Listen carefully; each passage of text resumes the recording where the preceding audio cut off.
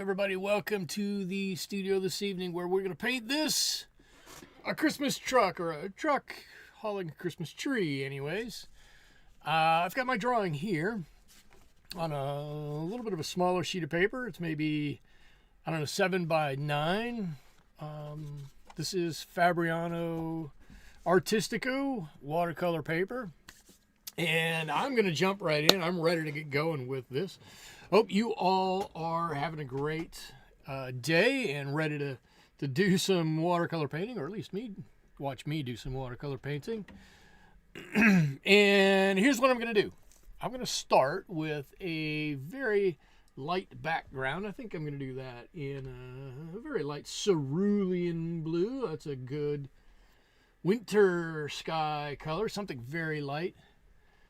And I want to get something on here because I don't want my truck to be floating in space. So we're actually going to put a little bit of a background on it, a little bit of context around this truck. But like I said, it's going to be very light. Not going to be too much going on here. I don't want to do so much that it takes away from our central image here. Our main subject, this beautiful old truck hauling this lovely Christmas tree. Got a few people logging on now. Anybody who's here, please say hi. I love talking to people while I do some painting. If I didn't like doing that, I would just kind of sit in my studio here and paint all by myself. Part of doing these lives is because I really like the interaction. Kenya is here. Hello, welcome, Kenya. I hope you've been having a wonderful week. I'll tell you all about mine as we get going through this, but I'm going to start by getting just a little bit of this background on here. Actually, I'm going to do this. As I go into this tree, I'm going to paint right over this tree that's in the back of the truck, but I'm just going to make sure it's really light here. Maybe, I'm going to do this because maybe there's some light that's shining through. We want to make sure that that's captured in here, but just ever so lightly. That was probably a little too dark. Now I think I set a different challenge for this month, which this is my last painting of this month. Typically I do a challenge painting on the last Wednesday of the month. This is a kind of a different kind of a month. And so I couldn't pass up the opportunity to paint something a little more holiday-ish.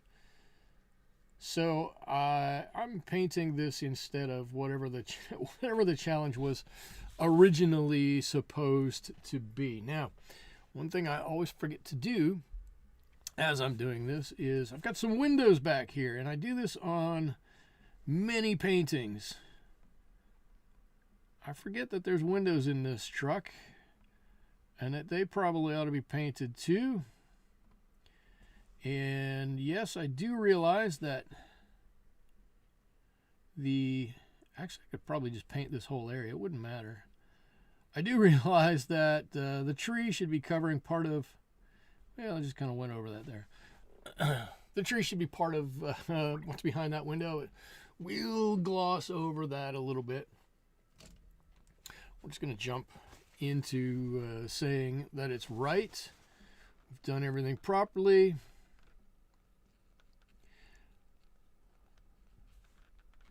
And we'll go with that. This brush I'm using, I can just get into a little bit of finer corner with this pointed round brush. One of my favorites. There we go. And making sure I have no puddles on here to do any back runs. Natalie is here. Hello, Natalie, welcome. I'm glad you made it. Natalie, you'll probably have to go up into the mountains to see snow like this, or to get a tree like this, maybe. I'm sure you have pine trees in the desert, but maybe not snow like this. Myself, I don't have snow like this where I live either. We had, I think the last real snow we got here where I live on the coast of California was about 12 years ago, and I took every opportunity I could to take my kids out sledding in it and running in it and making snow angels, and we did all kinds of stuff while we had a little bit of snow, and it didn't last long. It lasted about a day and a half, and then it was it. Everything melted, everything back to normal.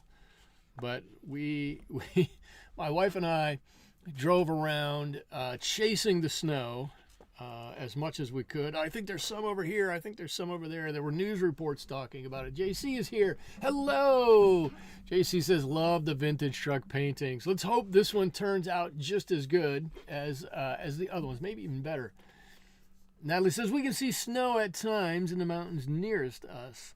Not yet this winter, thankfully. Let's see. So, what am I? Oh, I'm going to do this in just a second. I don't know.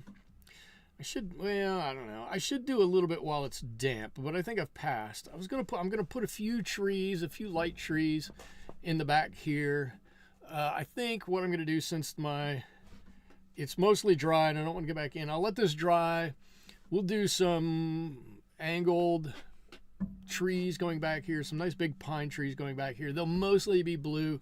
It'll look like they're way in the back. Maybe there's a little snow in front of them, something like that. But what I'm doing right now is I'm killing time until this dries.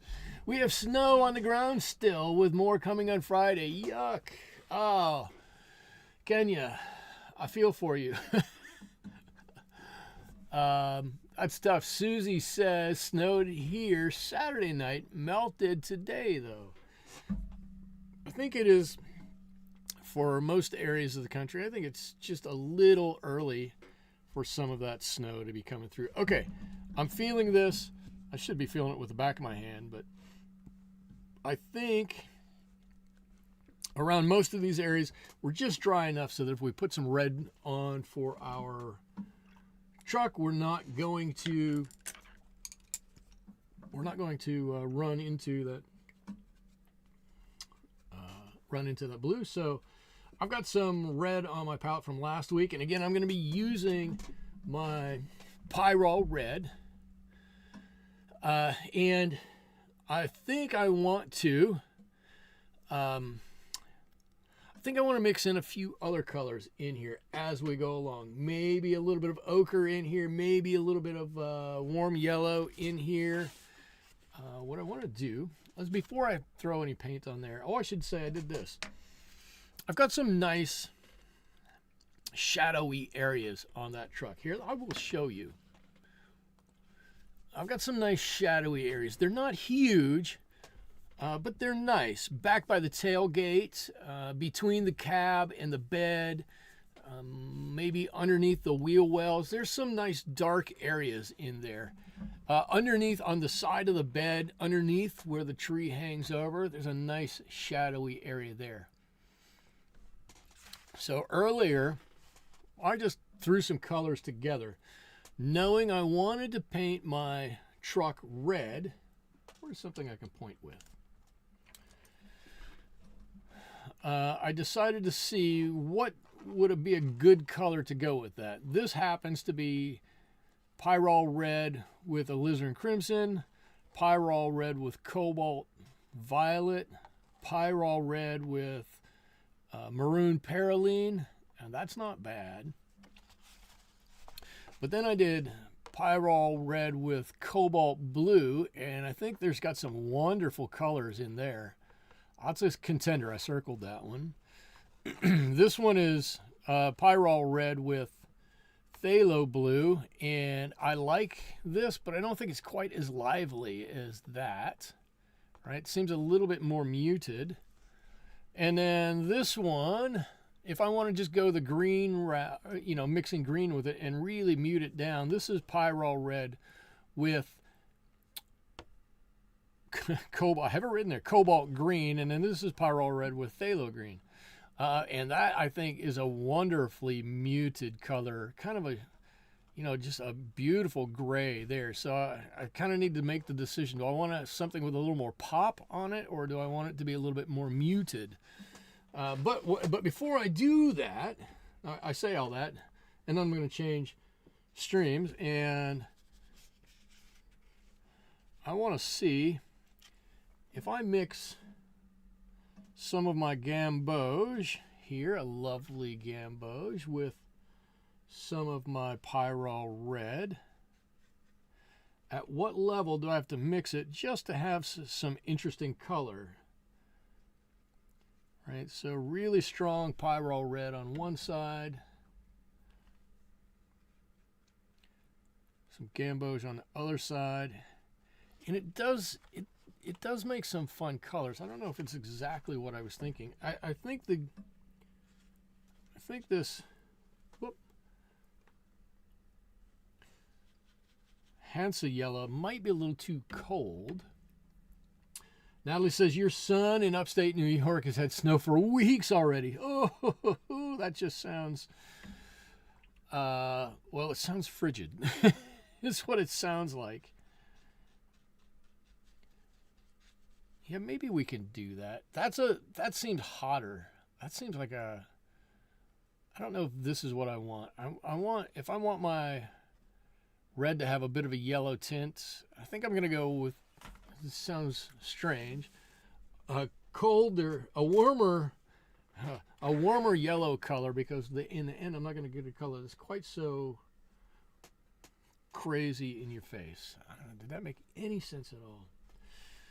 I don't know, but I'm going to stick with it. I'm going to try it out. So a little color on here, and I'm just going to drop a little bit of color on to start, and I'm going to try to paint this all in one area.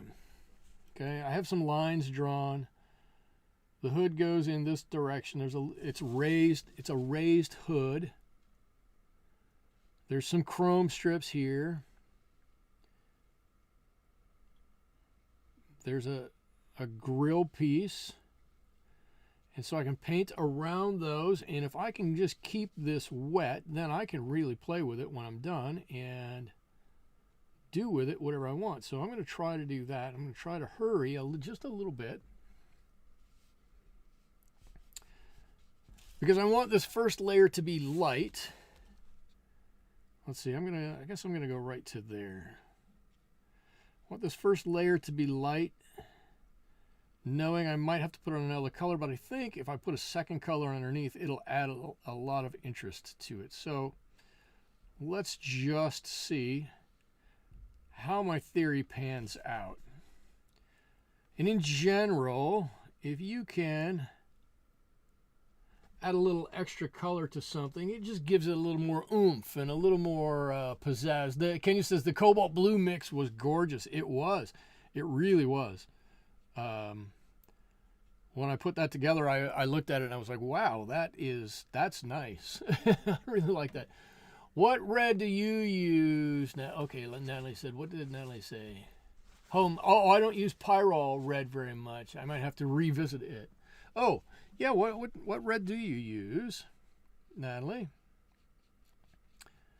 I should say I only have Pyrrol red, not because I'm a huge Pyrrol red fan, but because years ago I bought Pyrrol red on sale, and I liked it, and I just kind of stuck with it. There's no magic on why I have that as opposed to anything else.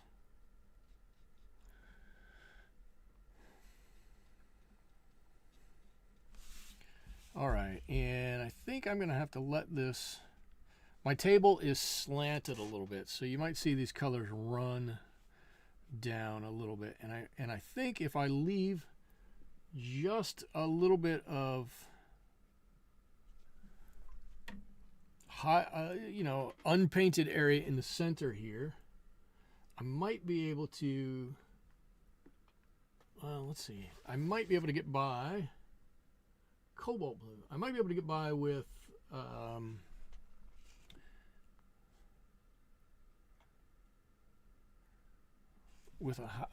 forgot what I said. I might be able to get by with something else. I'm going to drop in a little shadow color in here. I'm going to drop that cobalt blue in there. I think that cobalt blue is fantastic color. And a little bit down here, just behind that fender. This is just going to help set these colors off a little bit. And so I look like kind of like I've got this crazy color up top. It looks like I've got this crazy blue down below, but I think it's going to work out. I think it's going to work out. I may have this on just a little bit thicker than I want. If I do, I'll just pull it off just like that. As long as it stays wet, we can do pretty much whatever we want to with it. Cool. I actually like that. I like the little bit of blue down here. I like the little bit of blue here. I think by the time we get this front fender on, that's going to help push the hood back a little bit and pull that fender forward. I like it. I like it. Now, all I've got to do now is paint something that's not touching that or touching that. I'm going to come back here. Let's see. I think I'm going to paint, for no particular reason, I'm going to paint the side of the truck bed here. I'm going to start with, I'm going to do the same thing I did before. Madder Lake is very pink. Oh, Madder Lake is very usually there's Cad Red, which is a fantastic color, or Madder Lake. I don't have a Madder color. Madder is more pinker-ish. Is that what I'm hearing? I do have a Cad Red, and Cad Red is wonderful color. But Cad Red, Natalie, correct me if I'm wrong, cadmium red is a bit more opaque, is it not? Or am I thinking of something else? I think all the cadmiums are a bit opaque, aren't they?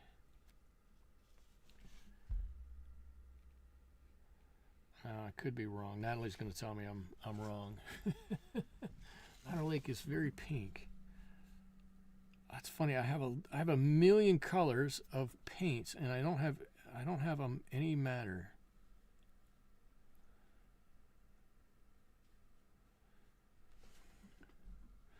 All right, give me a little bit of this cobalt color, and I think what I'm going to do is go right up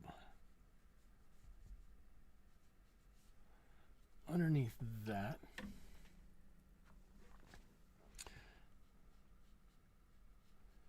So I'm going to pull some of that color down.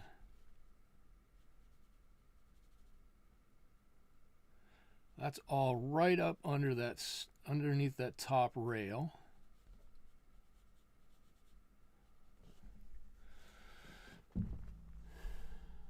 And if I pull a little bit more down here in the center, this is kind of where that Christmas tree is going to be hanging over a little bit. So I've got a bit more of some color there. I'm being careful not to. I'm guessing this is why people who go to art school learn not to turn their page, so you don't end up putting your hand in something you just painted. I'm going to take a little bit, just a little tiny bit of this maroon and just drop that in there. I think if we tighten that color up just a little bit, I think it's going to look really good. I just want to have like I want these colors to kind of come and play together, and I'm concerned that Pyrrole red is such a strong red that it might need to be toned down just a little bit. Let's see. No, I don't notice the CAD says opaque. Okay, not like yellow ochre. Yellow ochre definitely has a bit of opacity to it for sure. But I thought, and I'm happy to be wrong, I thought many of the CADs were opaque too, but okay, cool. I might have to pick some up and give, I was going to say give it a try, but give it a play is kind of what more of what I would do with it. Much more play than anything. Okay, and I think as long as I'm in the back here, what I'm going to do, I got all these colors over here. I don't need this spot quite yet for a Christmas tree. That green, I don't need that quite yet. So let me get a little bit of that out of here, and I'm going to take a little bit of ultramarine, and I'm going to drop it up here.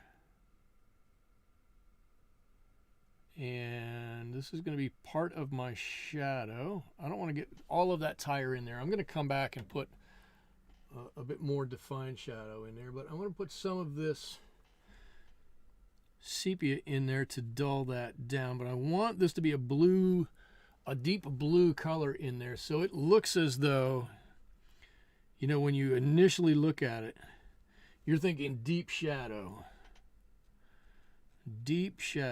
and it looks like I got too much water and not enough pigment.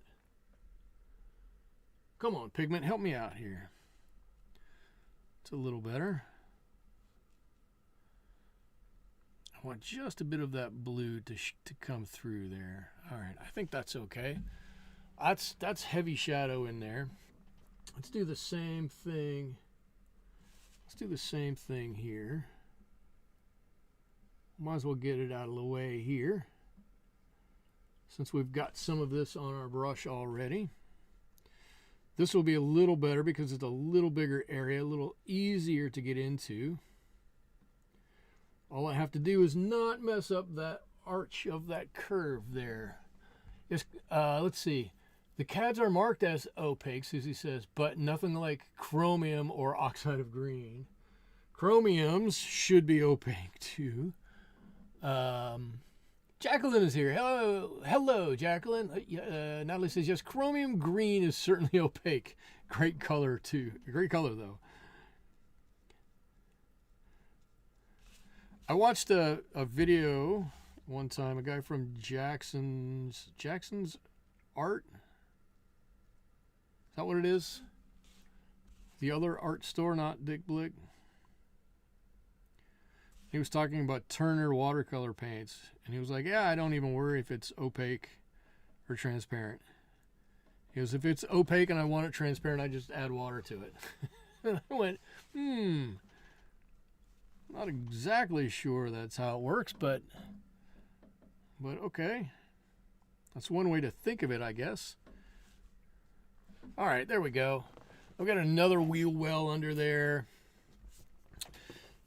We've got this area back here. I like it. Definitely cooler, on the cooler side. A little warmer here. It's in the sun. We'll add something to it. This looks like it might have been on the beach at one point in time. It's got a bit of a sunburn or a suntan there, but we will take care of it. I need to look. Well, and I'm doing this a little too early. That'll be okay. I thought that was just dry enough. I thought that was just going to be dry enough that we could put some color on there. But let me finish what I'm doing and we'll save it. That's frustrating. That is certainly frustrating, but we can fix it with a piece of paper towel. Done. Done. Not even going to worry about it.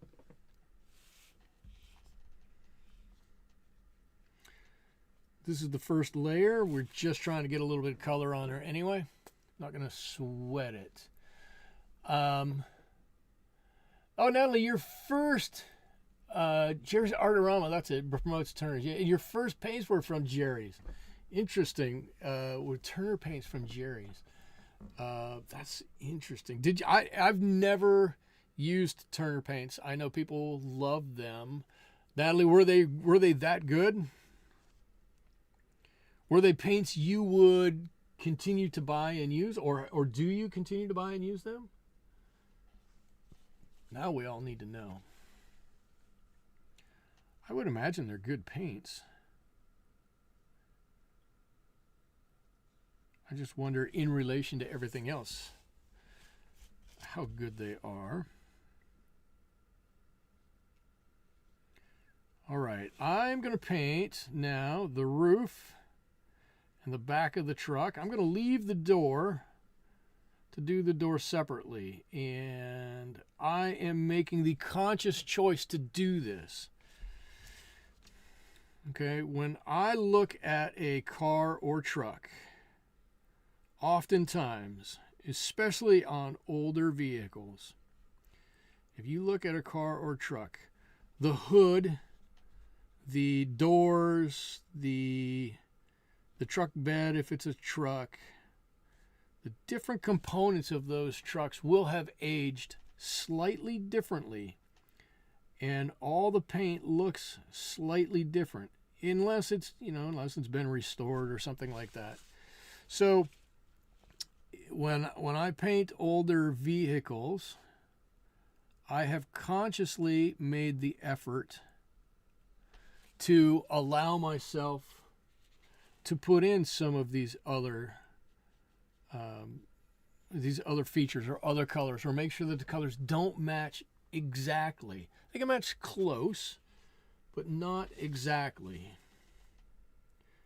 And that's a me thing. If you're ever painting something like this on your own and you want to say, well, I think the entire truck should be red and I'm going to paint it all in one go, that's cool. You haven't done anything wrong, right? You're just doing it differently. Your truck will look slightly different than mine does, probably better. Maybe your truck was taken better care of than my truck.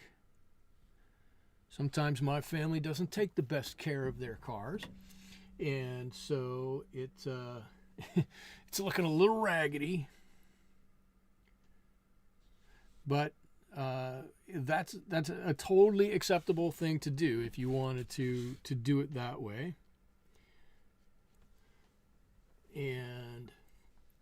But I think, if I'm striving to get some interest in the painting, and I want you to look at this painting time and time again and see it and go, oh, I didn't notice that the first time, or I saw this, but I didn't really look at this the first time, then adding some of those little details that you do individually probably help you out a little bit.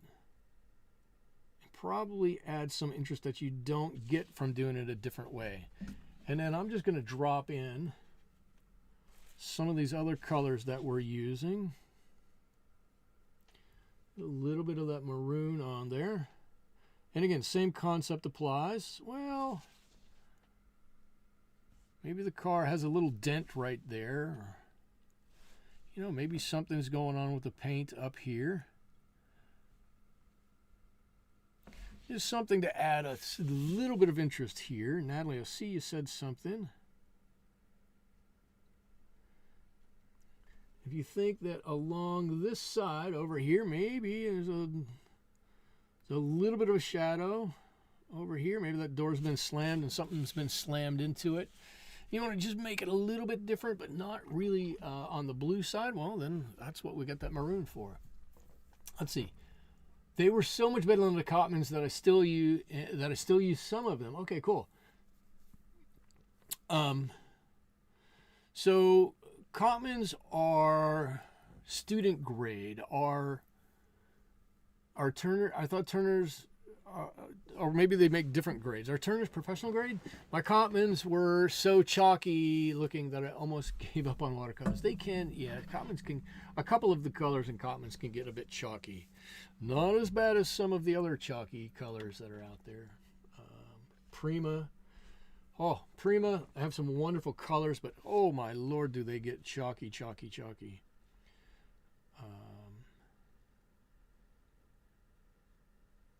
But I thought even though Turners were relatively, less expensive than Winsor & Newton or M. Graham or Daniel Smith, that they were a professional grade paint, and I might be wrong about that. Let's see, what else is there? Jacqueline, what have you been up to? What's been going on with you?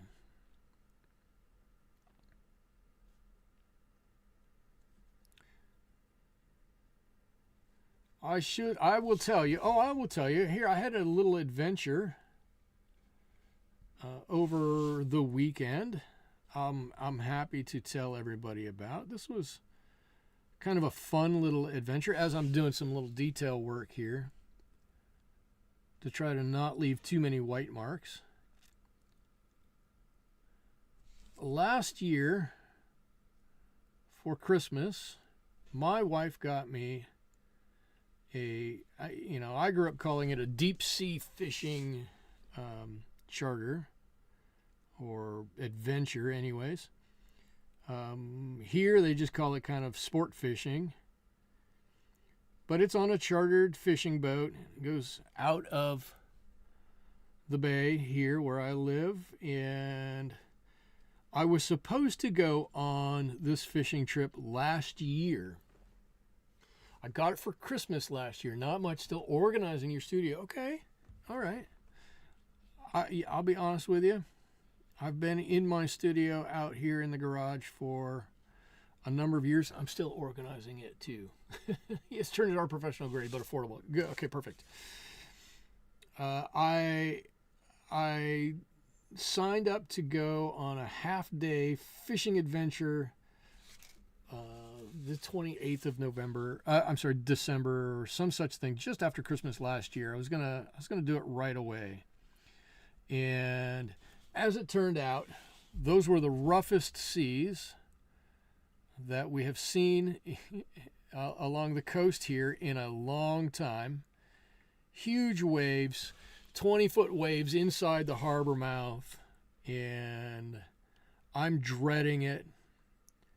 Didn't want to tell my wife, I don't really want to go. I'm afraid to go because she got it for me for Christmas. And I got on the boat. My heart's pumping 1,000 beats a minute. Really, really not having a good time as I'm out there. I don't really want to admit that, but I was not really having a good time on the boat. As it turns out, it didn't really matter because we got out to the harbor mouth where we sat at idle for about an hour and a half, just idling at the harbor mouth, and we're all all of us who were on the boat, and there were 30 of us, were going, I wonder what's going to happen. I wonder if we're actually going to go. And the Harbor Patrol, who is the Coast Guard, came out and put their boat through the harbor mouth, and the guy I was standing next to was watching, and we both went, this just seems like a bad idea. This does not seem like a good idea.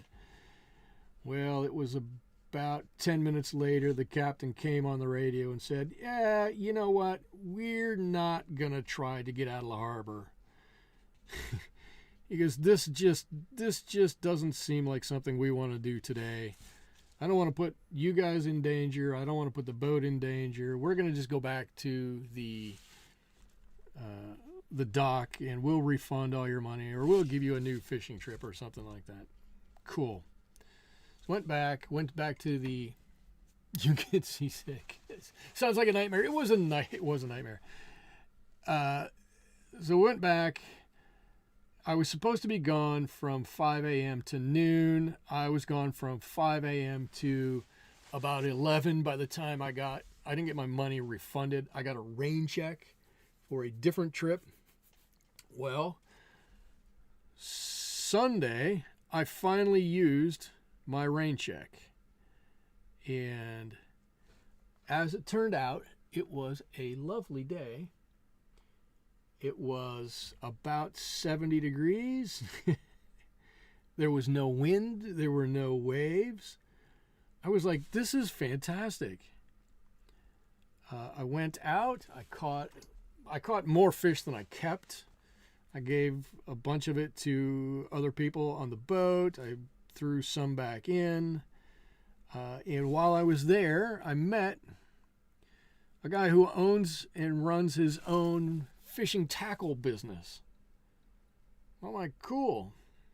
I don't do a whole lot of fishing like this, but I got a buddy and we go out every now and again. And he was like, that's awesome. He goes, I'm going to send you some lures to try. He goes, if you like them, let me know. I'll get you guys some more at cost. And so I went out and we got on the boat at 6. I got off the boat at about 2:45 and had a fantastic time.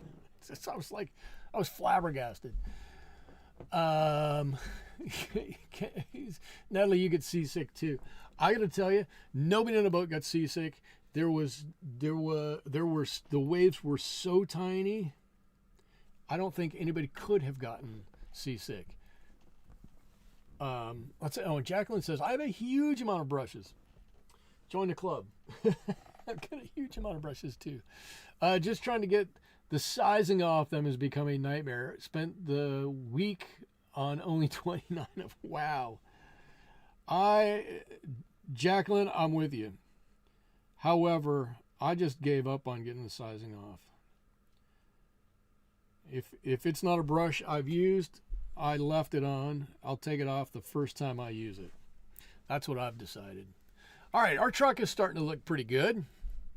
All right, it's a little pale. This is a little darker because it's still wet, but I like the juxtaposition in colors here. A little darker, a little lighter, darker down here, lighter up here. I think this is going to work out great. I like the way that this is turned dark back here. In fact, while I'm waiting for this to dry, I'm going to paint this fender back here. I like this. Jenny, you could still sink in calm seas. I will tell you I got out there. I don't know that anybody cares to hear fishing stories really, but I'll tell you, I got out there and I had a rented pole. I didn't take my own gear. I just said, I'll pay the extra $10. I'll use your gear. It'll be fine. And I got out there and the pole bent about as much as this. That is to say, nothing. And I'm like, I may have made a mistake utilizing the company's fishing gear. And it took me about 20 or 30 minutes to figure out what a fish feels like on their gear. But once I got it figured out, I was catching fish 2 at a time. And what was the high, honestly, the highlight of my day. I do great on boats while it's moving along. It's when it stops to float that does you in. Oh, that's too bad. The highlight of my day, by far, I was, you know, being diligent, trying to see if I'm going to catch a fish. And I felt something, and I set the hook. And setting the hook is not like setting the hook if I go freshwater fishing, because the hook is 160 feet down, along with a 1 pound weight. So a 1 pound weight and probably a half a pound of line out there. I don't know. It's a weird feeling on a pole that barely bends. Anyways, I felt this. And I set the hook and I pull it, and it's just something is stuck on the bottom. And I'm like, this is either stuck or it's really big. And I'm like, okay, I might be onto something. I might be onto something. One of the deckhands saw my pole really bent. And I'm sure he's seen that plenty of times and was just like, oh, here we go again. And came over and tugged on it a few times and pulled on it a couple of times and went, you know what? You're stuck on the bottom. Just pull it until it breaks. And I'm like, yeah, I don't think I'm stuck on the bottom. I think that's something. I go, I don't know if it's a fish, but whatever it is, it's coming up. And he's like, nah, I think you're stuck. I don't know, okay, fine. Well, I gotta pull it in anyways, right? I have to pull it in anyways. So I start pulling, and it's hard, and I keep pulling, and I'm pulling, and I'm pulling, and it's taking forever. And it's, you know, when it's down 160 feet, it's a long way, and I'm pulling, and I'm pulling. And it gets close to the surface where you can just start to see what it is. And it's this giant orange patch. And I'm like, what is that? Like, I have no idea. And somebody yells, octopus, octopus. And I look again, and it was a giant Pacific octopus that I had hooked into and reeled it in. Now, I will say I didn't keep the octopus. I happily let the octopus go. I don't need to be keeping any octopus. But I got some cool pictures of it.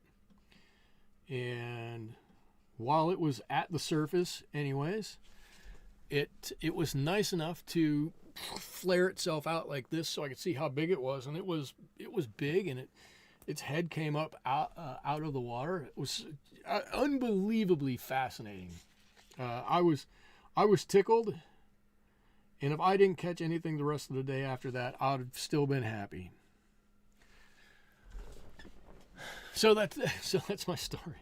That's my story, and I was completely tickled the whole time I was fishing on Sunday. All right, I'll stop with fishing stories. Jack says, "Wow." I'll stop with fishing stories, but I was completely flabbergasted. I was so taken aback. This old guy from Ohio. I'll catch a walleye growing up, a bass, a pike, whatever. They're all fish I know. They're all things I've seen. But to see an octopus in the wild, and I know that sounds so Pollyanna or so childish or juvenile or naive or whatever, but I'm like, that was really cool. Yes, I let it go. The deckhand actually asked me, he goes, do you want to bring this on board? We will bring it on board if you want to claim it as a catch. And I was like, nope, no chance. I don't want it. Please get it off while it's still in the water. Let it swim away. It was really pretty cool.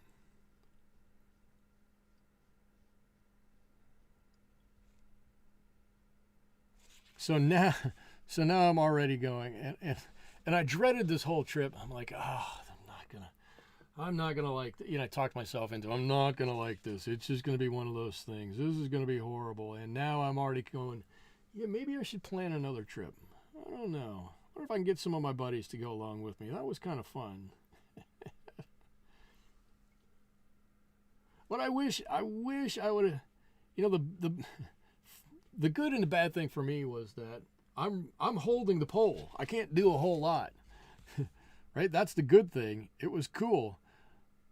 I wish I'd have been a bystander and I could have taken video of it. Get my phone out and start taking some pictures, because that would have been cool too. As soon as somebody shouted it, there were like 6 other fishermen that reeled up real quickly and came right over to check it out. So now you're going to have to paint an octopus. I have painted an octopus. I have. I don't mind painting another one. But I have, and I know that I have because my good friend June Butterfield, it's in her office. She really did a lot of work on a project I was on at work.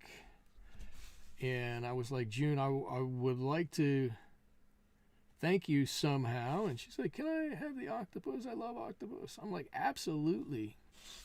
Please take the octopus, hang it in your office and let everybody see it.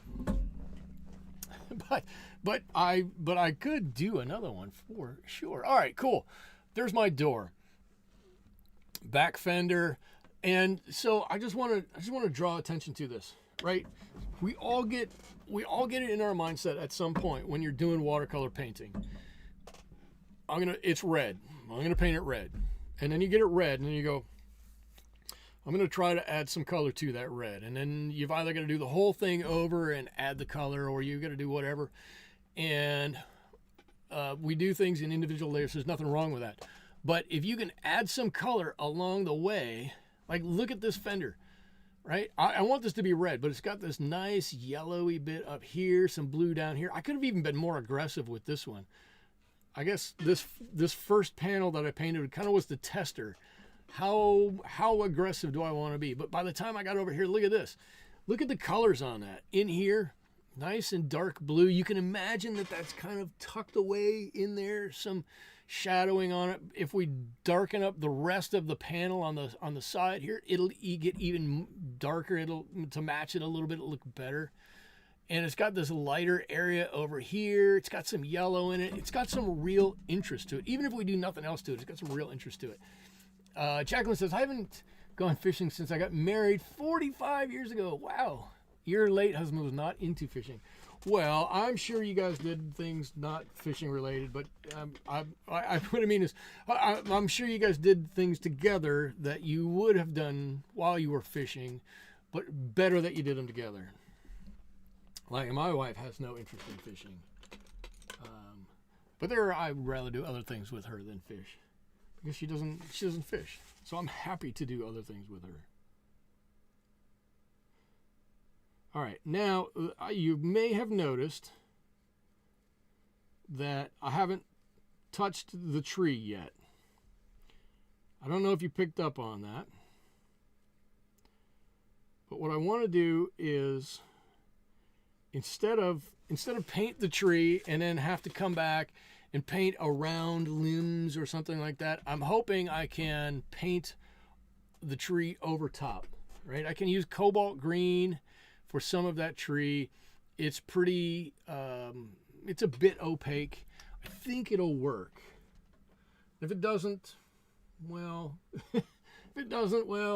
we'll figure something out, right? I can put most of it up above and only put a little bit over. There are things we can do to make it more better. It's a great way to say it, Michael. More better. Okay, and I'm going to do the same thing inside this truck. I would go ice fishing in Wisconsin with my dad too. So see now, Jacqueline, I would love to go ice fishing. I have not been ice fishing in 40 years, I would say. I have some fond memories.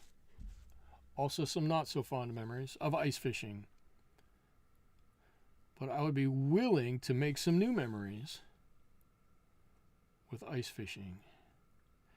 And I would love to go ice fishing with my dad.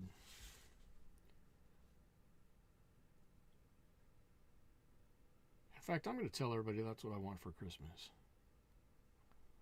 Oh, it sounds like a good present. To be able to go ice fishing with my dad. I wonder if he would go ice fishing. My dad has become the type of fisherman that tells you how to fish more than actually fishes. And that's okay. He's getting up there in years, and I don't mind that he tells me how I should be fishing, because it really does, and I mean this wholeheartedly. It really does bring back. I'm going to start crying here in a minute. Thinking about it, it brings back so many memories of growing up and doing anything with my dad. My father, and I realize I'm drifting far afield of watercolor topics, but I think it's okay. My dad really used to enjoy fishing. I don't know that he was the best fisherman in the world, and I don't think it matters one iota. But my grandfather used to love fishing, and my father used to do a lot of fishing, and I used to do everything that I could do. Great memory, a thermos full of coffee to keep warm. I'm gonna share a memory with you here in a minute. But just so many times we had adventures while we were out fishing, or trying to fish sometimes. We used to vacation in the Upper Peninsula of Michigan, where my grandfather, who was, like I said, an avid fisherman, would fished almost every day I ever knew him. Almost every day. There was never a day he didn't want to go fishing. But fishing with my dad, so many great memories. One of them while we were fishing in the Upper Peninsula of Michigan. The family used to have property up there, and it was to say it was in a remote area would be an understatement. Okay, we did have a cabin. The cabin had no power at all. Right? No running water, of course, no lights, unless you hooked up a generator and ran a generator, which of course was loud and everything. The cabin was built by my grandfather. Anyways, we'd go up there, and all the roads are dirt, or all the roads are sand, because it's such sandy soil up there. And in order to get anywhere, you had to walk. You couldn't drive on a lot of the roads up there, or trails up there. So we would go fishing, and we'd carry our boats everywhere. And one of the things that my parents did in order to keep my brother and I quiet was she would buy us candies. The one candy she bought us were butterscotch discs, the little butterscotch things in the yellow wrapper. And I just have so many memories of unwrapping. It was my job. I didn't carry the boat. My job was to carry the bait box, the worm box, and a couple of fishing poles. Right? I'm 5, 6, 7 years old, carrying a box of worms and a couple of fishing poles. That was my job. And I still remember walking all these places to get into the water, to get into these little lakes, to do some fishing so I could catch some bluegill, which was seemingly the only thing I ever caught growing up. But it didn't matter. It didn't matter. I was out there doing that kind of stuff with my dad. And then later on, he would try to teach me how to fish better. And I kind of surpassed him on some fish, and I never caught up to him in catching some other fish. And I think the whole time we fished together, which was many years, it didn't matter. It didn't matter, because we were fishing. And he would razz me about not catching a certain kind of fish, and I'd razz him about not catching a certain kind of fish, and we would have our friendly competition to see who could catch the biggest fish. But in the end, we always had a fantastic time. Oh my God, such good memories.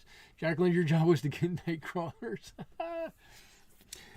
Part of my job for a lot of the time was to get the night crawlers. And have you ever done this? You go outside the day before you go fishing, and it's, I don't know, what is it? 8 o'clock, 9 o'clock at night in the summer, sometime not too long before the sun goes down, and you hose down your yard. I've got tears in my eyes listening. It was so much fun. I talk to him all the time. I call him up and give him the fishing report. And he goes, oh, well, let me know when you catch blah, blah, blah, blah, blah, whatever. And I'm like, ay, come on, Dad. But like I said, part of my job was to catch some of these fish or catch some of these worms. And so I would hose down the yard just before dark, let it get nice and sopping wet, and then come out about 2 hours later with my worm bucket, and all the night crawlers will have come to the surface, and you just pick them up, put them in with a flashlight, right? With a flashlight.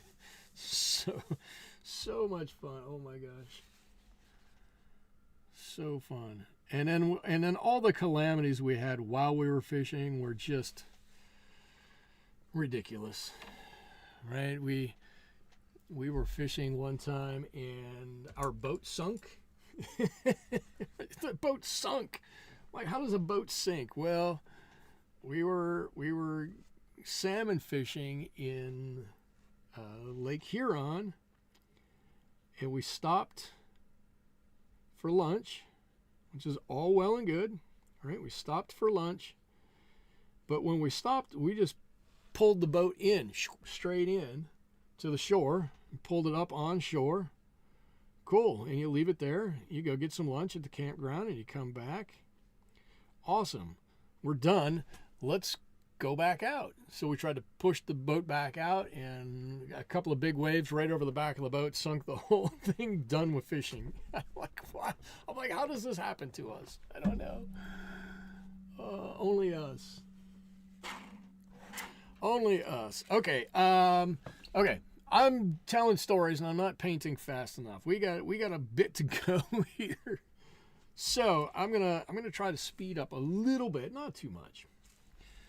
But I want to add some color to this entire panel back here. I think this is a bit light. The fender here, we might not have to add any color to. But the side panel, a little lighter than I want it to be. So we're going to add a little color to that, another layer to that. I think this whole channel has just devolved into Michael's story time. That's all it is. It's just me coming here, telling stories, and maybe a little bit of painting here or there. That's all it is. I hope everybody's okay with that. Who's here? Jennifer's here. Hey, Jennifer, the truck. That's the truck you dream about. I hope the truck you dream about is much better than this. But thank you. If you're just getting here, you've missed a few stories. I'll recap them. No. I'm not going to put anybody through all of that. But thank you for joining. Honestly, thank you for joining.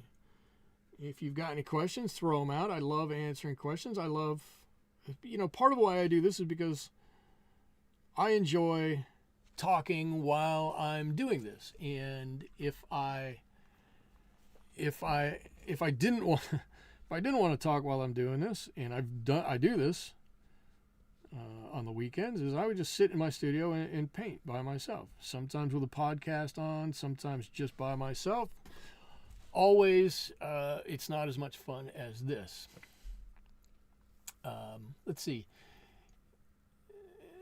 You scream, they go underground. Whoa. Oh, you scream, they go underground. Oh, the worms. Oh, yeah, you make too much noise. Yeah, the worms go underground. You can't get them. Story time worked for Gene London while he drew pictures. There you go. Sorry, it's a bit late tonight. You're fine. You're fine. You're not late. You're right on time. It's perfect. You're right on time. Okay, so I think this is probably pretty good. The door, I don't know, we might do a little bit with the door, but the hood here is definitely too light at this point in time. So let's add a little color to that. I'm going to jump right back in with our red. And, you know, one of the reasons I said I wanted to do these all individually is because paint fades at different color or at different times and turns different colors.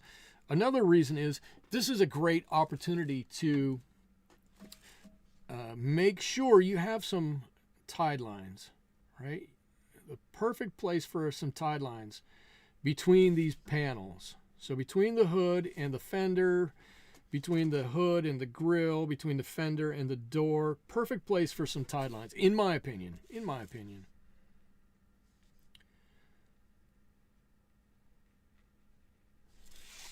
So I'm just going to strengthen some of this color here.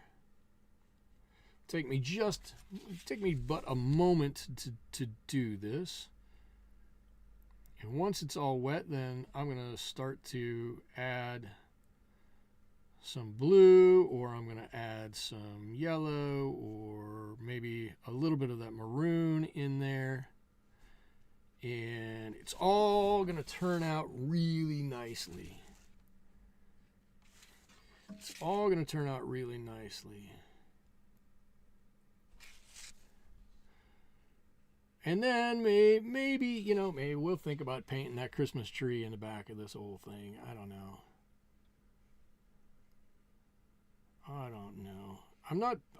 And I should say, if you haven't noticed by now, I've neglected some details on this. I don't think they're that important. Right? I don't have a mirror on the side. Honestly, I don't think it's that important. I have the mirror over here. I don't have the rear view mirror.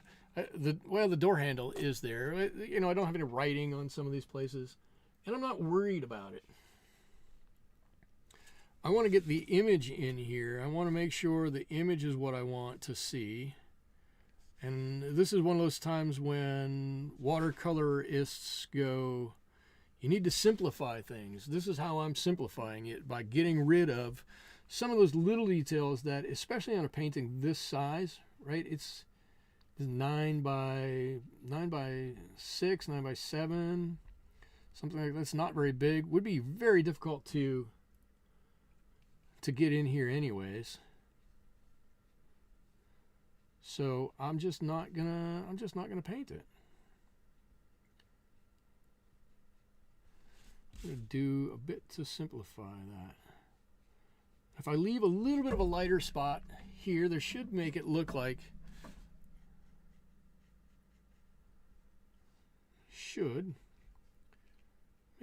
this comes down and folds over a little bit. Let's hope. I don't know, something like that. That gives a good look to that. Do the same thing over here. Get a little color on this side back here too. And I really do like the blue that's in here. That cobalt blue really helps make this pop and look really nice.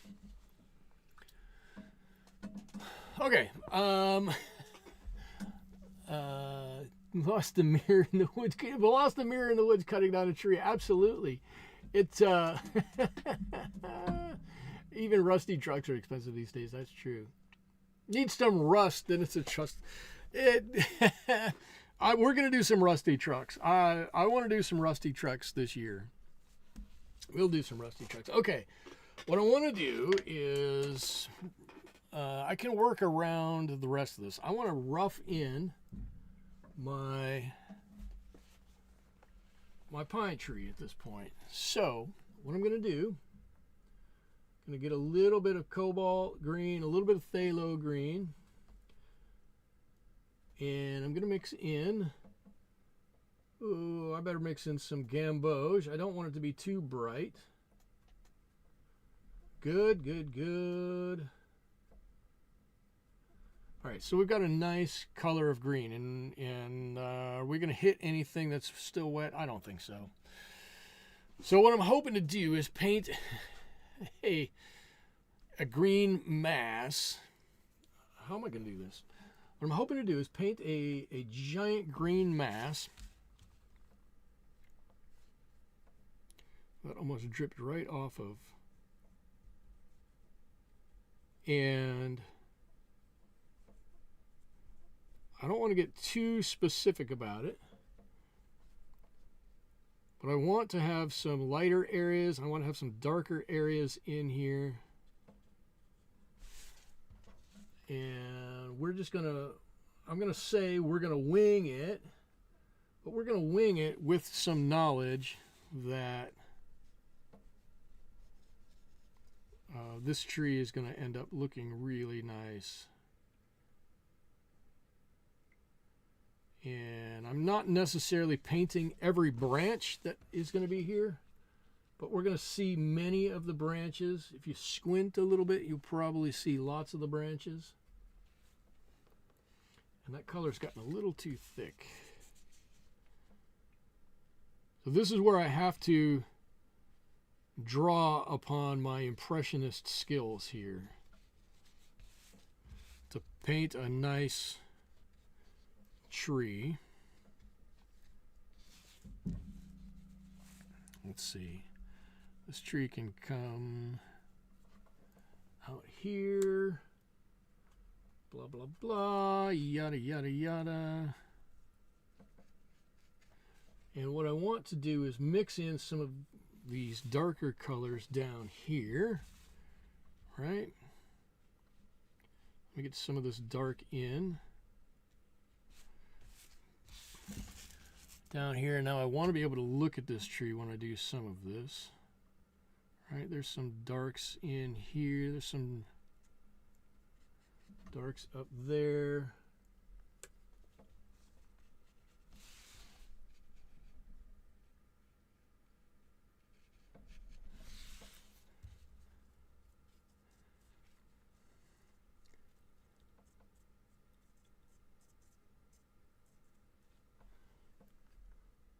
Come on, give me a little bit more yellow in here.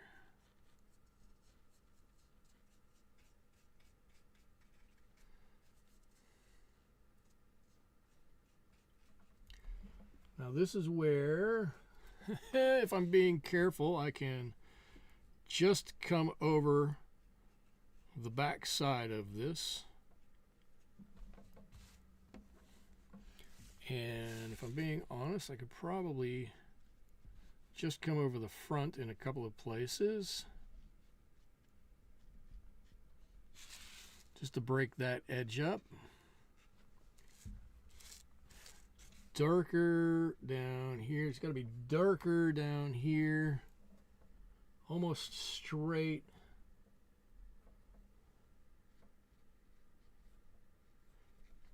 I know it's going to look a little funny, but I promise you that almost straight blue in there,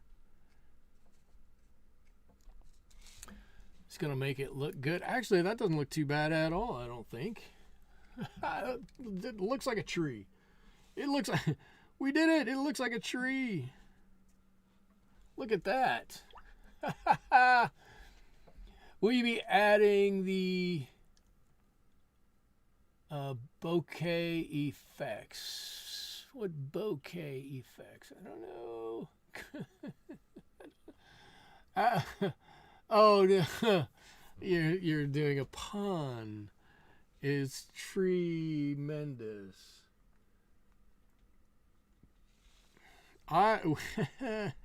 It's funny you bring up tremendous. We have a singing Christmas tree aptly named Doug Fur, and he makes tremendous jokes. Oh, I like it. That's simple. It's effective. You know it's a tree. I haven't painted any specific bough there, but you know exactly what it is. Now I'm gonna take all of my blue that's up here. I don't know what it is. Let's get a little cerulean in there. I'm gonna put a little Payne's gray in there, and that to me makes a metallic color. Yeah, that's kind of a metallic color. Did we stump you? Actually, your punishment, did we stump you? Oy vey. And I'm going to paint, I'm going to get a smaller brush to do this with. I'm going to paint some of my metal here. Good tree. Thank you. I did do quite a bit of figuring out how to paint trees when I dabbled in a more impressionistic style of painting, and that might be the only thing that I took from it that I really thought was worthwhile. But sometimes it really pays off, and if this is one of those times, then I think that's fantastic. If it's not, then you know what, we'll cycle back and we'll fix it. Everybody likes to say, and I used to say, well, it's not true at all. It's not completely true, I guess is the better way to say it, is that watercolors are so hard, they're so unforgiving, and if you make a mistake, you're kind of dead in the water. Yeah, and that's kind of true sometimes, but I think, by and large, if I had done that tree and it hadn't come out the way I wanted it to, I think I could have fixed it. Totally think I could have fixed it. And I'm totally sure that that could be hubris too. Time to get to the root cause of the silliness. Pum-pum-pum. All right. I see everybody's gotten a little punchy here. Everybody's got a little punchy. And yes, I'm jealous because I haven't thought of any. Don't get all sappy. Just see? Why am I not thinking of these? And you know what? Who asked for the rust? I'm going to put just a little bit of rust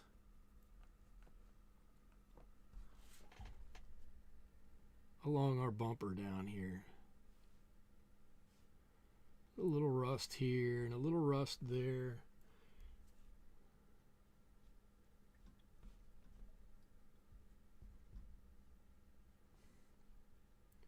Maybe a little bit of rust on our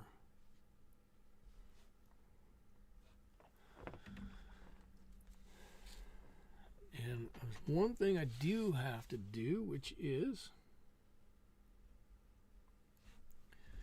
and it might still be just a little too damp to do this, is put on the edge of that bumper.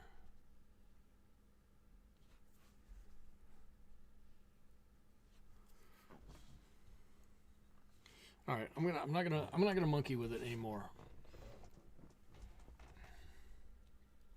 Yes, I am. Who am I kidding? Of course I am. That's what I do. All right, there's my bumper. I think that's recognizable as a bumper. We got a little bit of rust in there. I can go with that. You're running rings around me. Oh, you guys. You guys.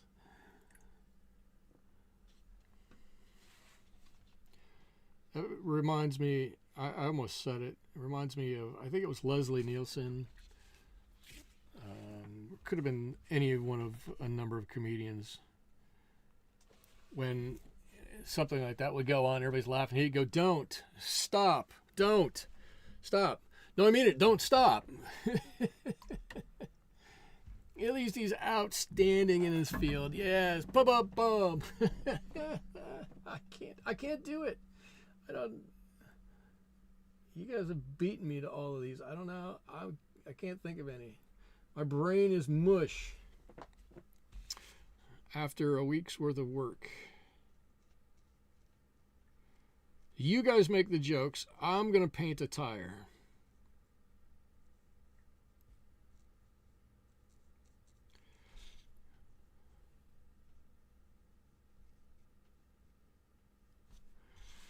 I'm going to paint a tire.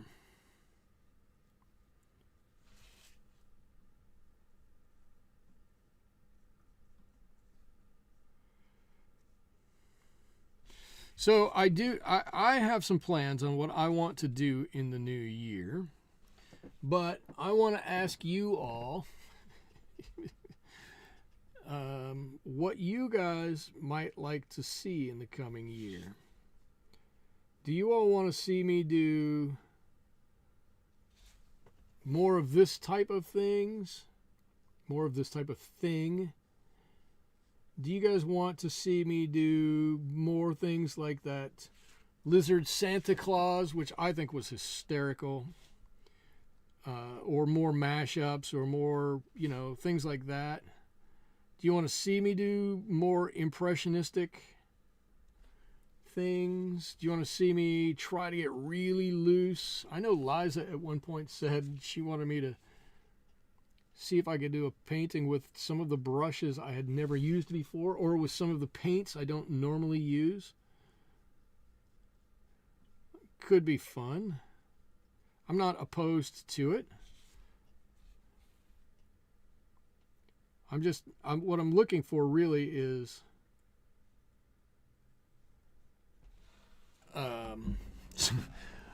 I just want to be able to do some stuff that's fun for me and fun for you guys too, because sometimes I lose. Okay. My dogs have the zoomies. Be right back.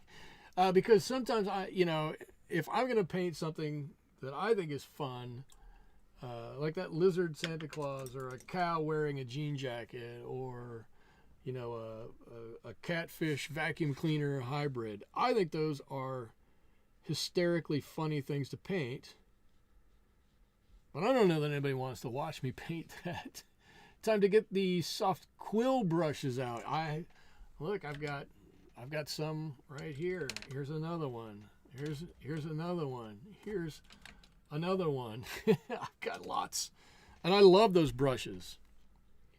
I'm happy to do that. I started watching. I'll tell you, no reason not to. Started watching Tim Wilmot again. He's one of the looser, he's an impressionist painter. I guess he would call himself an impressionist. I call him an impressionist painter that I really enjoy watching. I think he's got a really cool style. Of course, everybody knows my fascination with Alvaro Castagnet. Paints similarly, albeit better. Sorry, Tim. I don't think Tim would have any problem with that. Alvaro is one of the... Is that a UFO or an eraser? Wait, time to get the... Is this a UFO or... That's my camera. Is what a UFO or an eraser? I don't see. Anyways, I don't think Tim would mind me saying that, given that Alvaro is one of the bigs in watercolor painting. Anyways, I do kind of like the challenge of it. It's fun to do that kind of stuff. That certainly isn't where I want to live as an artist. But to be honest, I don't want to be too far away from it either, because the practice it takes to do those kinds of paintings, from the practice it takes to do those kinds of paintings, you can learn a lot for other types of paintings. I guess that's the better way to say that. And so I even from time to time on my own, and I will do it on a Saturday morning here because it's above your head. That's my camera right there. I'll do it on a Saturday morning because sometimes I'm afraid that if I do it on camera or while I'm recording or something like that, and it doesn't turn out, then I have an expectation of myself that maybe I haven't met or whatnot. But sometimes I'm okay if that expectations aren't met because there's a lot of learning to be done in some of those. And it doesn't mean that if I do enough of them, that I won't get good at doing it and it won't really look nice. You know, there's always that. There's always a possibility that it could work out. Yes, my camera is a little wonky at the moment because wonky's not the right word. When I adjusted my stuff for tonight, I had originally planned on having it higher, but then when I looked at the paper when I was setting up the video, the paper is a little smaller than normal, and so I had to find a way to get everything in the right size. Well, as it turns out, the camera is just on an arm up there. There's no automatic zoom or anything like that, so it makes it really easy to adjust. I just push it up or pull it down, and that's it.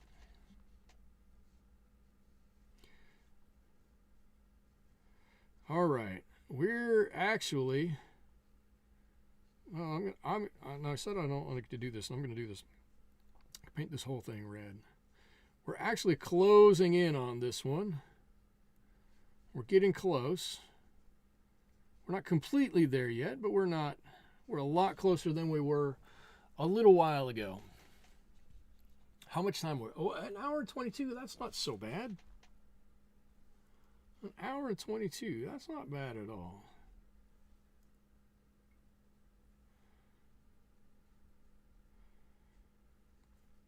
I figured I could paint this, and this is what I do when I try to pick out an image. I figured I could paint this in about an hour and a half. So if we're at an hour and 22 right now, I'm not too far off. I'm pretty happy with my guesstimate. You know what? Give me a little bit of this yellow in there. Let's keep our color theme going.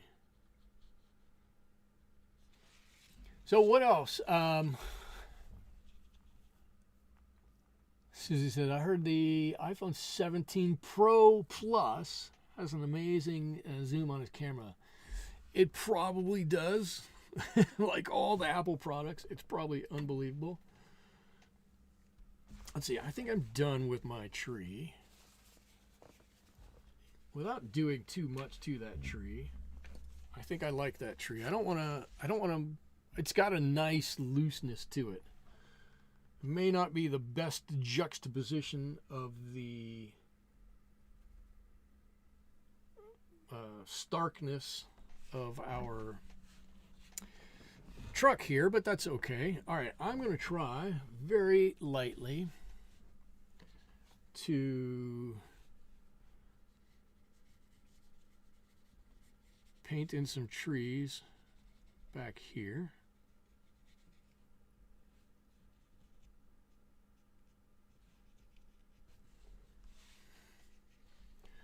Right, there's a grove of trees back here.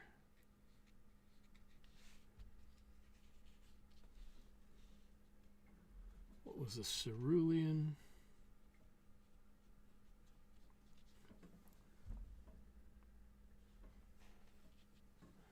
Too dark, way too dark. That's going to be part of what's behind this truck. I told you I was going to put in a full-on background here, and this is it. Yes, I'm cheating a little bit. No, I'm not cheating. I'm giving a preview of a looser painting. How's that? Ha! There you go. A couple of trees on that side. Something just to break up that background back there. You can imagine that those are trees back in the distance back there a little bit. We're going to have some on this side. We're going to have a few anyways on this side. I don't want to do too much. I should have done this earlier. Just something to break up that background.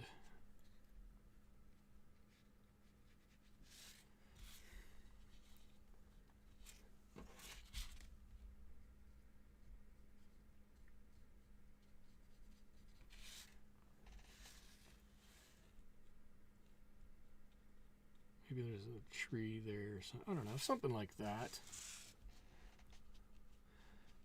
Yes, I did the background out of order, but it's okay. You're never going to notice it anyways. Somebody's going to look at this. This will be hanging in my office. Somebody will look at it. The last thing they're ever going to look at is my quick representation of some trees in the background.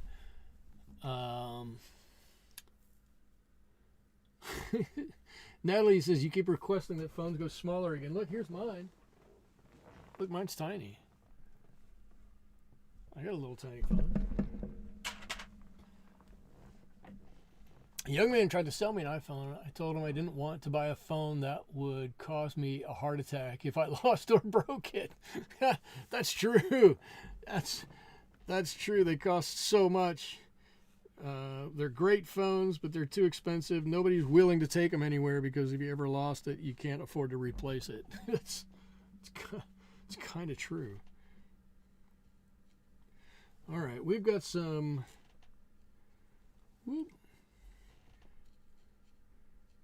red wheels here inside these tires. Let's get that. You know what? This should probably be some, I don't know what that is. Let's get that out of here. There should probably be some dark colors in here too. This is probably a bit of a muddier color down here. Let's get our red back here. Let's get some of this other color in here. Let's muddy this up just a little bit. And then we'll let this dry and we'll come back and we'll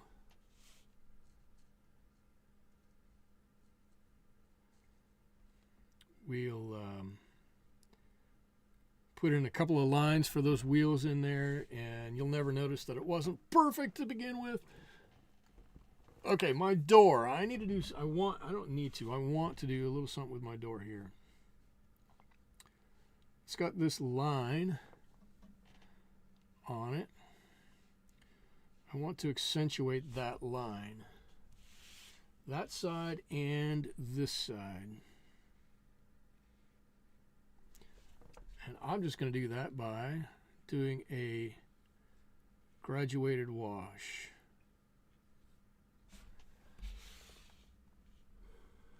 And if I put some extra coloring here or there,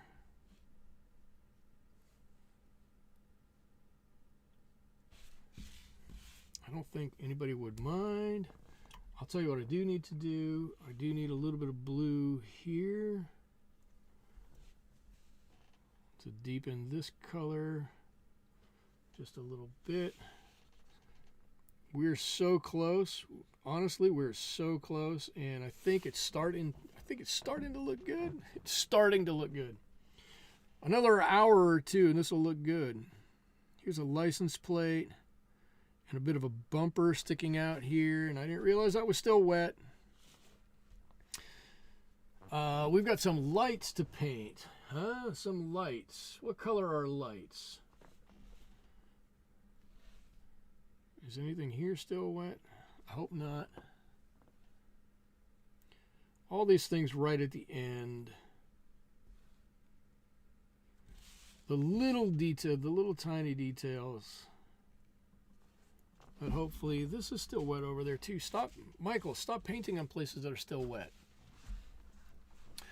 And yes, I'm going to do a snow shadow underneath the truck. Yes, Susie, I am.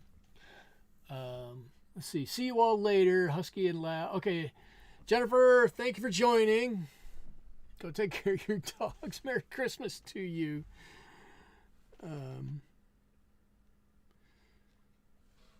See, that's why chickens are better. You don't have to deal with. No, I don't. No. I'm not saying chickens are better. What am I doing? What am I doing? I was going to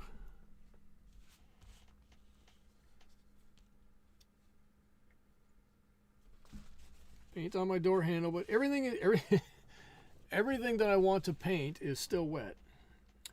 Okay. So what am I going to do? I am going to start on our snow down here. I'm going to get a bigger brush. I'm going to grab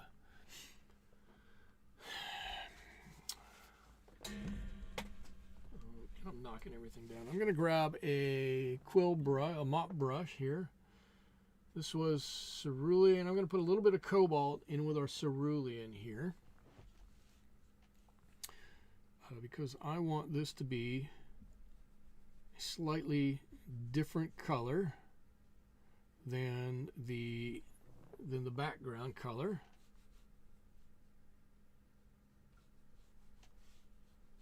I think we can do that with this nice brush.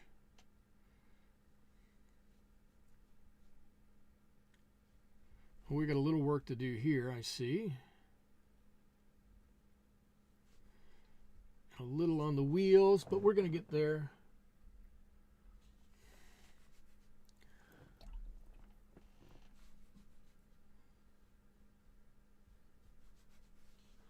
Give me a little bit of this neutral tint to put underneath. A little bit more.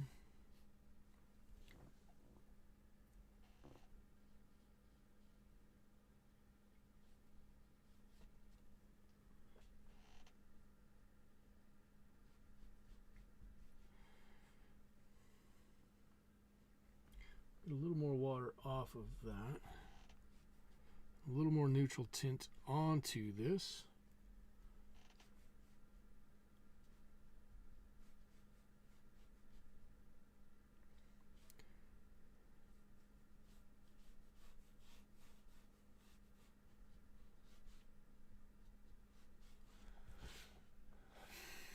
I don't know about that. I don't know.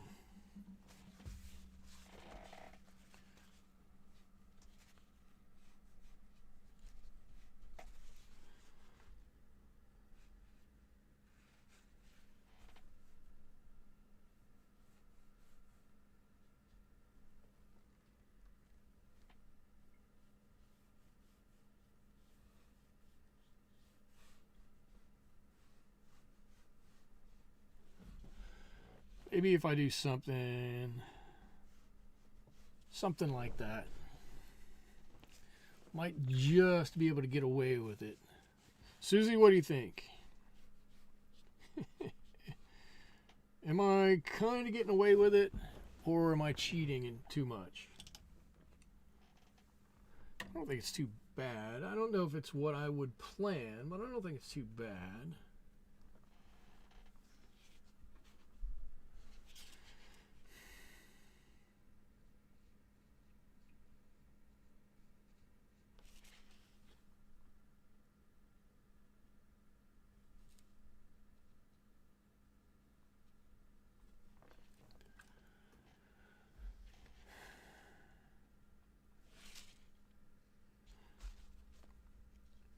Let's see if we can give a little extra life to some of these tires that are in here, right?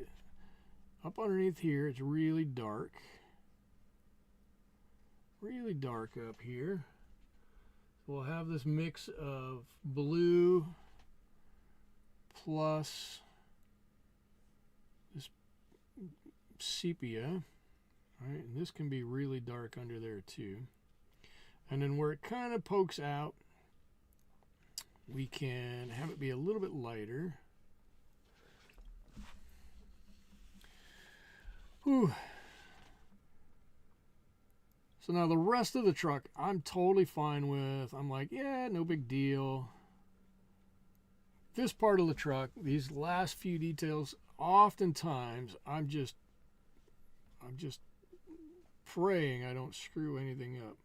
It's a terrible feeling. Oh no, I don't want to mess it up. It'll be fine. It'll be fine. I'm just going to tell myself it'll be fine. It's all good. That might have been a little wet yet. Why is that one wet and this one's dry? I don't understand that. Take a little bit of that off.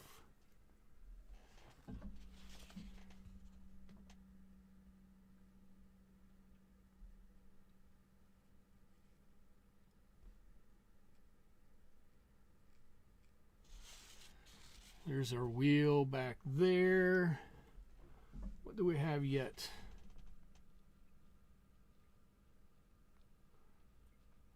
Headlight. That headlight is there.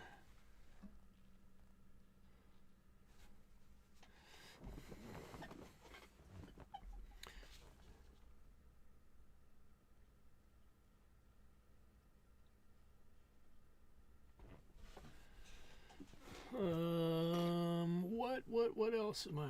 What am I missing? What am I missing? Oh, I know what I am missing. The side of this.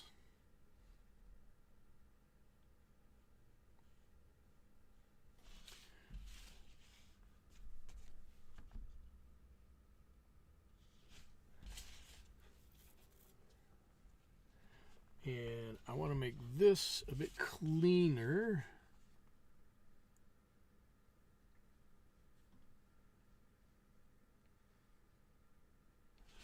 That edge, and it can be a little bluer as it goes up. That's fine.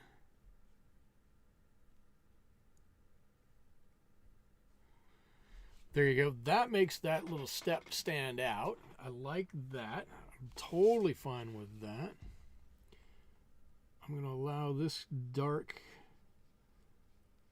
color to come right up the side here and give it a hard edge on that side. Cool. Now our cab and our truck bed are separated. I like the stuff underneath the wheel wells. I think that turned out nicely. I think what I need to do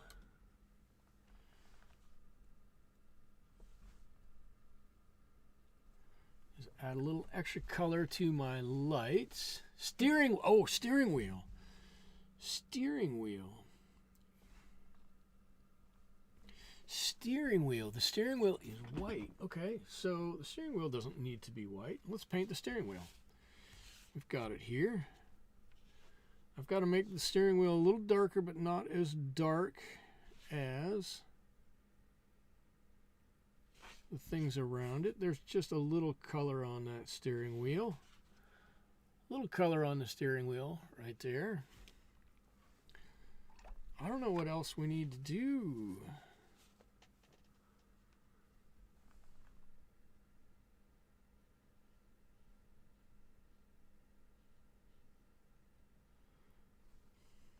This wheel did turn into a little bit of a mess, I will admit. How's it still not dry? That's what I don't understand. It should be dry. It should be dry.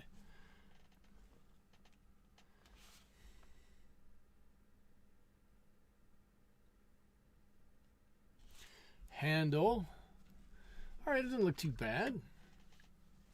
I think this is another one that if I were doing this on a Saturday morning, I would probably do this one larger, right? It would be probably twice this size. And I'd get into a lot more shading in on all of the fenders, the hood. Although, I have to say, if you just look at this, tree trunk, something down here. Okay. If you just look at this, though, this definitely looks like it's forward of that, right? And it definitely looks like it's in front of that. And this and those are two different areas, and you can see how this kind of builds upon itself. So I'm not disappointed in that, I have to say. The tree trunk.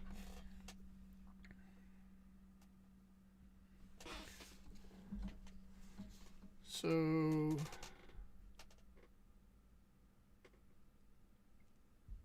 we're talking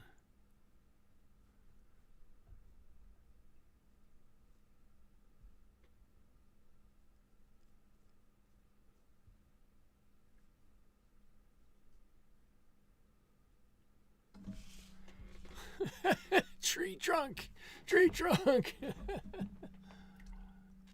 trunk.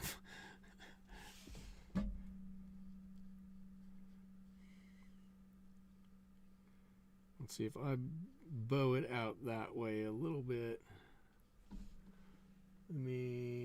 Some of this blue. I can't just leave that like that. That would not work. I can't do that. But I can add a little bit to it.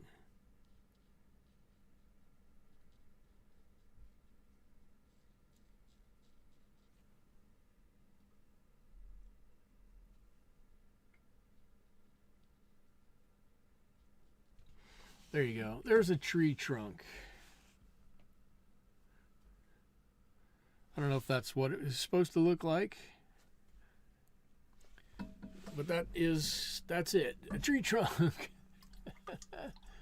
Love the shading on the truck. Very interesting red textures. I'll take it. I think so. If I'm gonna squirrel around with this a little bit, and I know I shouldn't, I think what I would do is add a little bit more red to a part of this.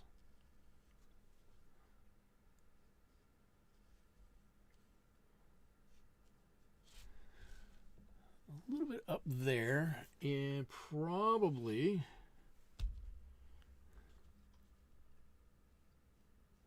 reset this edge here.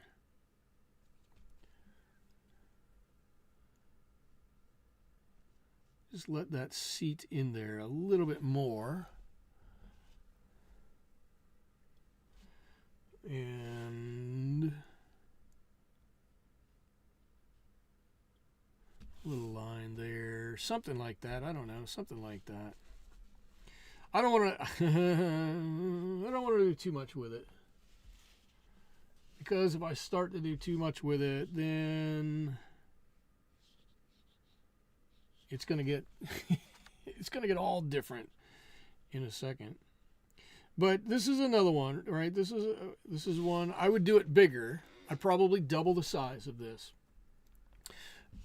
And I'd probably accentuate more along the length of this fender, so that hood behind that fender is even darker than this. In fact, if I were to do this, I'm going to say, in fact, what I would do is this, which is what I'm doing. I would add some darker colors on the side here.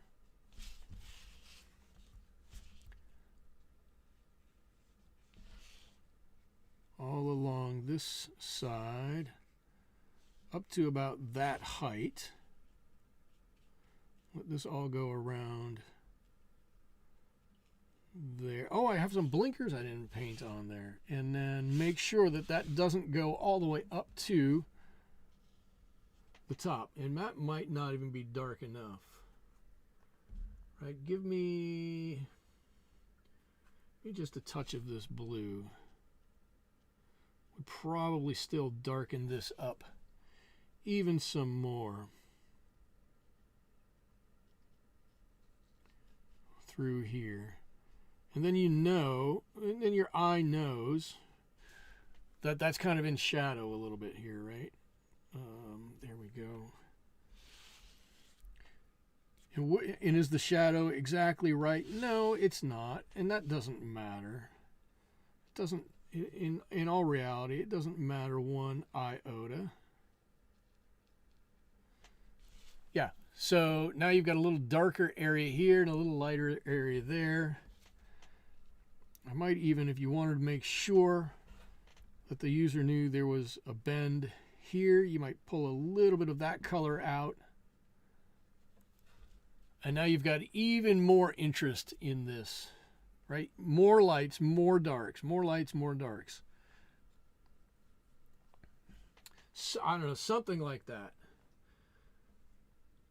That's what I would do if I were doing it on a Saturday afternoon. I'm not doing it on a Saturday afternoon, so I'm not going to do that. It's just not, it's not going to happen.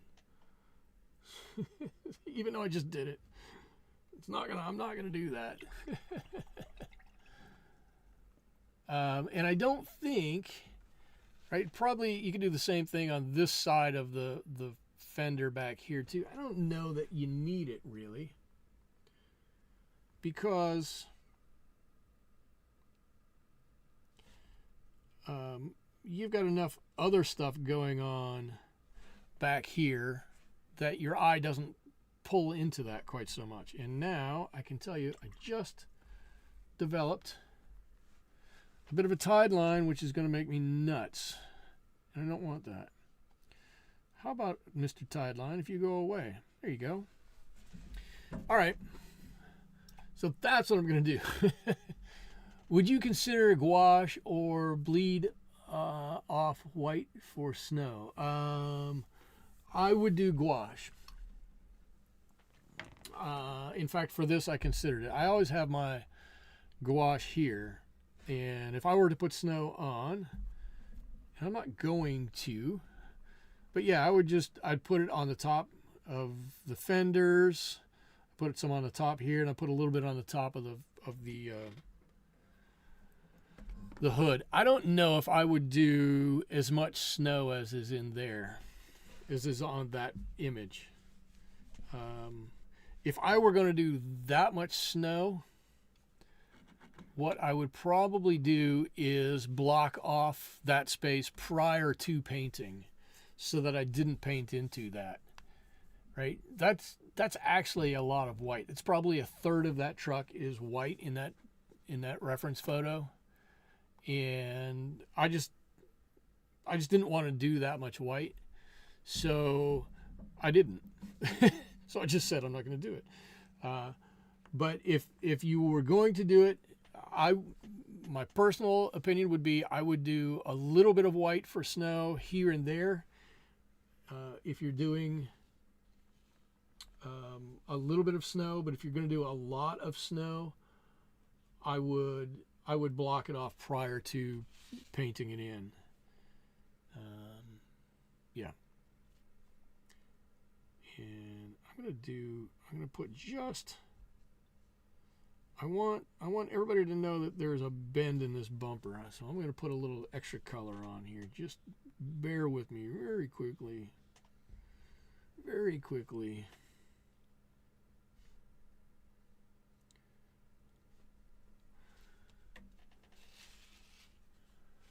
I don't know that this is the best. I don't know that this is the best use of my last moment of time, but I'm gonna use it to do that. There's my bumper. Okay, that's what I got for you all. Oh, I have to sign it, don't I? I have to sign it. There we go. Right there. Okay, there's my Christmas truck for this year. So no painting next week. Next Wednesday is Christmas Eve, I believe. I don't know. I think it's Christmas Eve. No painting next week. I'm not sure about the following week because I don't know what I have going on, what the family has going on. Kenya, you love this one. Thank you, Kenya. I appreciate that. So I hope you enjoyed this. If you want to see me do something specific in the new year, leave a comment down below here. Go into Discord, leave something there. Send me an email. Let me know. I'll try to work it in. I'm looking to do something different because I want to have some more fun and stretch my watercolor ability a little bit too. And if I can learn something, I'm sure you guys can learn it along the way too. So, looks the way you handled. I like the way you handled the tree. Yeah, the tree. To me, I think the tree is the star of the show here. I like the tree. So, anyways, that's what I have for you all. I hope you have a great rest of your week. I hope you have a great rest of your day. I hope you have a great rest of your week. I hope you all have a wonderful holiday season. A Merry Christmas and a Happy New Year to you all. I hope you can join me again next year when we start this whole thing up and do it all over again. Until then, thank you all so much. Bye-bye.